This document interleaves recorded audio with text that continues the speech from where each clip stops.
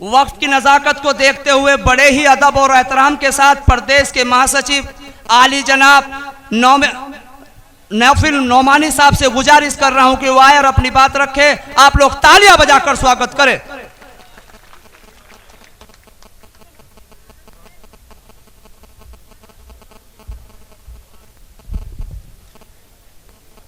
आज की जिला बिजनौर की इस तारीखी सरजमीन पर मजलिस इत्तेहादुल मुस्लिमीन के जान निसारों और सिपाहियों का ये गमे ज़फ़ीर का मजमा मैं आप सब लोगों को सलाम करता हूं और डाइस पर बैठे हुए हमारे बहुत ही मौजज़ और ज़िम्मेदारान हजरात, जिनमें नकीब मिल्लत आली जनाब बैरिस्टर असदुद्दीन ओवैसी साहब के बाद जो बैरिस्टर साहब अभी आने वाले हैं, हमारे प्रदेश के अध्यक्ष मजाहिद मुल्लत और हमारे कैप्टन अलहाज जनाब शौकत साहब और मर्द मुजाहिद माजिद साहब और हमारे ज़िलाध्यक्ष जनाब नज़ाकत साहब और तमाम ज़िम्मेदारान हजरात, आप लोग बैठ जाइए, निज़ाम बनाइए, शोर मत मचाइए, आप लोग बैठ जाइए,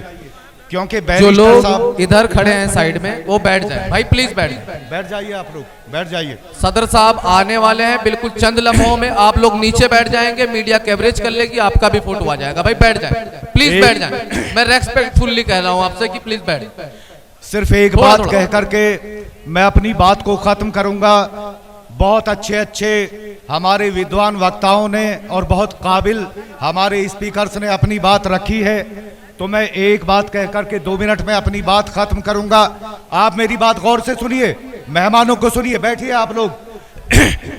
दिसंबर 2019 का हिंदुस्तान की पार्लियामेंट का वो वाकया आप याद करिए कि जब पार्लियामेंट में एनआरसी और सीएए का बिल पेश हुआ और वो बिल जो था हमारे हिंदुस्तान के वजीर दाखिला अमित शाह जी ने हमारे हिंदुस्तान के वजीर आजम नरेंद्र मोदी की मौजूदगी में पेश किया। बहुत अहम बात आपको बता रहा हूं, दिसंबर 2019 में जब एनआरसी का बिल पेश हुआ तो पूरे हिंदुस्तान का मुसलमान भाई, आप लोग शोर मचा रहे हैं, आप अगले वक्ता को बुलाइए, मैं नहीं बोलूंगा ऐसे, शोर मचा रहे हैं आप लोग, खामोशी नहीं कर रहे। मैं 2 मिनट में अपनी बात खत्म कर रहा हूं, बहुत गौर से सुनने की बात है।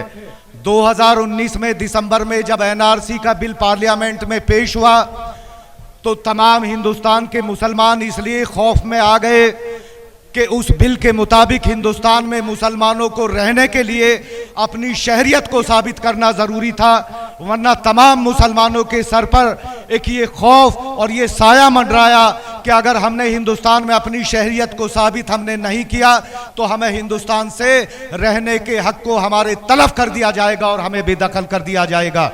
साथियों, 2019 में जब सीएए का बिल ये पेश हुआ तो पूरी पार्लियामेंट वहां पर भरी हुई थी। हमारे वजीर दाखिला अमित शाह जी ने एक लंबी चौड़ी तकरीर के बाद वो बिल पेश किया।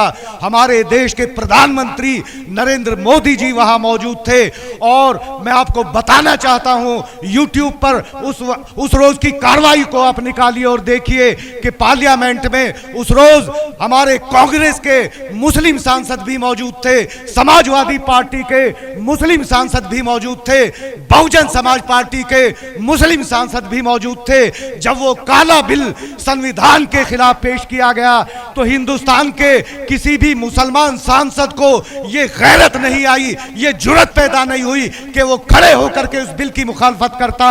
अगर कोई मुखालफत करने वाला कोई शेर था, कोई मर्दे मुजाहिद था, कोई सांसद था, कोई इंसान था तो वो जनाब असदुद्दीन बैरिस्टर असदुद्दीन ओवैसी साहब थे। और सुनिए, उन्होंने पार्लियामेंट में खड़े होकर के ये कहा कि ये गांधी का देश है, ये नाथूराम गोडसे का देश नहीं है, ये मौलाना अबुल कलाम आजाद की विचारधारा के मुताबिक चलेगा, ये सावरकर की विचारधारा के मुताबिक नहीं चलेगा। उसी वक्त याद करिए कि हिंदुस्तान की पार्लियामेंट को शर्मसार करने के लिए हिंदुस्तान की पार्लियामेंट के इतिहास में सबसे पहले जय श्री राम का नारा बोला गया तो हमारे मर्दे मुजाहिद असदुद्दीन ओवैसी साहब ने हिंदुस्तान की पार्लियामेंट में उन फाशिस्ट ताकतों को, उन बजरंग दल के लोगों को, उन शिवसेना के लोगों को, उन भाजपा के लोगों को खड़े करके अल्लाहू अकबर का नारा लगा करके जवाब दिया।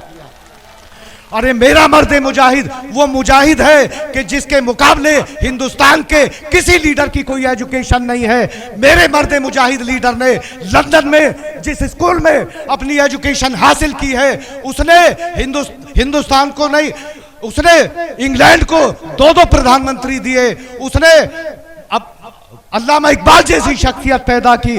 तो भाइयों आखिर में ये बात कह के मैं अपनी बात को ख़त्म करता हूँ। यहाँ तमाम उलमाए कराम बैठे हुए हैं, बड़ी तारीखी सरजमीन है बिजनौर की कि अल्लाह के रसूल ने जिस वक्त मक्के में आखिरी खुतबा दिया तो अल्लाह के रसूल ने 1,20,000 मुसलमानों को खिताब करते हुए ये कहा था कि ए मुसलमानों, अब मेरी ज़िंदगी का बहुत थोड़ा वक्त रह गया है और हो सकता है अगले हज के मौके पर मैं तुम्हारे रूबरू ना हो सकूँ। मैं तुम्हें एक ही पैगाम दे करके जा रहा हूं, 1,20,000 मुसलमानों तुम पूरी दुनिया में फैल जाओ, दुनिया के खित्ते खित्ते में फैल जाओ और मेरा ये पैगाम कयामत तक के लिए इस पर अमल करना है कि जब तुम कोई अपना अमीर चुनो, जब तुम अपना कोई कायद चुनो तो अपने में से चुनो, इस्लाम के मानने वाले को चुनो, कुरान के मानने वाले को सुनो। और ये बात कह के मैं अपनी बात को खत्म करता हूं कि हम अल्लाह के रसूल के मानने वाले हैं, हम शरीयत मोहम्मदी के मानने वाले हैं, हम कुरान के मानने वाले हैं। अल्लाह के रसूल ने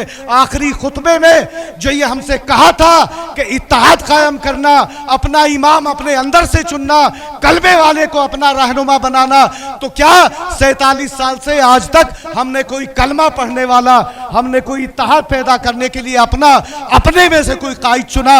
हमने नहीं चुना। इस बात का हिसाब हमें रोजे हश्र में देना होगा। इसी बात के साथ मैं अपनी बात को मैं खत्म करता हूं। ये बिजनौर की सरजमीन बड़े मुजाहिदों की सरजमीन है और इंशाअल्लाह हमसे मीडिया वाले ये सवाल करते हैं कि आपकी मजलिस इत्तेहादुल मुस्लिमीन की मीटिंगों में, रैलियों में सर तो दिखाई देते हैं, भीड़ तो दिखाई देती है, क्या ये लोग आपको वोट भी देंगे? तो मैं बताना चाहता हूं कि ये जो फरवरी 2022 में 2 महीने बाद आने वाला इलेक्शन है, इसमें हमारे उत्तर प्रदेश के कैप्टन शौकत साहब की बहुत बड़ी भूमिका सामने आने वाली है। आपको इनको इज्जत रखनी है। और देखिए, संविधान ने हमें ये हक दिया है, मुत्तहिद हो तो बदल दोगे जमाने का निजाम और मुंतशिर हो तो पिटो, शोर मचाते क्यों हो?